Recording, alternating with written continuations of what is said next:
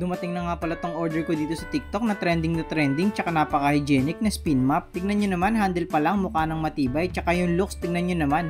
Napaka-social tignan, di ba? Ito namang pinaka-mop niya, pa-square siya kaya kahit nasulok sigurado malilinis mo. Hindi nga lang pala isa yung pinaka-cloth niya kaya siguradong sulit na sulit ang ibabayad mo. May libre pa siyang isa kaya pwede ka magpalit anytime kung kailan mo gusto. Check naman natin tong pinaka-banlawan ng mop niya. Pinaka-nagustuhan ko talaga dito is yung feature niya na kaya niyang i-separate yung malinis tsaka yung maraming tubig.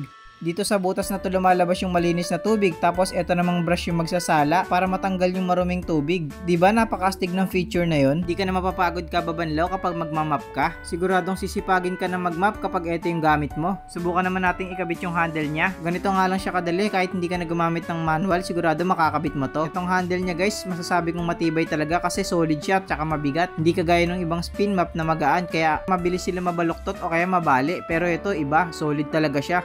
Kaya masasabi mong matibay talaga. Subukan naman natin siya kung umiikot kahit walang tubig. At yan, gumagana siya kaya moment of truth na. Meron nga pala siyang kasamang user manual kaya hindi ka mahihirapan siyang assemblein o kaya kung paano siya gamitin. Meron nga din pala siyang hawakan dito sa gitna kaya hindi ka mahihirapang magbitbit kapag ililipat mo siya ng pwesto. Tapos dito naman sa pinakagilid, itong kulay orange na bilog, dito may ilalagay yung tubig. Sinubukan ko na nga rin to kaya dito ko pinadaan yung downy. Dito ko na nga din papadaan yung tubig mamaya para matesting ko na din. Medyo mahirap nga lang din to kasi medyo maliit yung butas niya.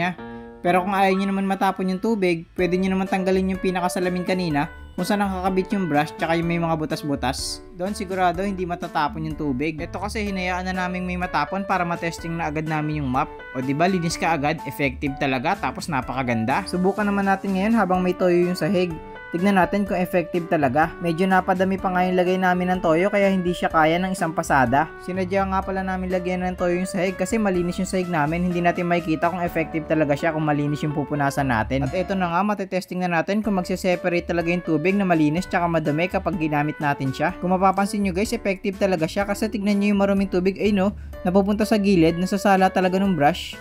Nagsiseparate talaga yung malinis na tubig tsaka yung marumi. At ito na nga yung huling pasada natin at makikita natin na malinis na nga ulit yung sahig. Talaga namang sisipagin ka mag-mop kapag ganito kaganda yung gagamitin mo. Siguradong pati gilid-gilid tsaka mga sulok-sulok ng bahay nyo malilinis mo kapag ito yung mop na gagamitin mo. At ayan, tapos na nga tayo kaya papakita ko naman sa inyo yung iba pa pwedeng gawin sa mop na to. At ayun guys, tignan nyo, nag-separate talaga yung tubig. Yung maruming tubig ay nasa gilid. Tapos yung malinis na tubig nandito pa rin siya sa gitna. Yung nilagyan natin ng downy. Buksan lang natin tong salamin na pinakatakip sa gitna para makita natin yung malinis na tubig. Ayan siya guys, oh, nag-separate talaga. Itong marumi nasa gilid, kulay itim siya.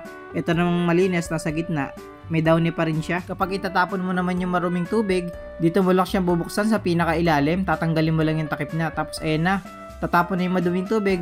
Yung malinis na tubig may iwan pa rin sa gitna, pwede mo pa rin siyang gamitin. Siguradong sulit na sulit ang ibabayad mo sa napaka-hygienic na spin mop na ito. Kaya kung gusto mo rin ito, i-click lang ang yellow basket, order na!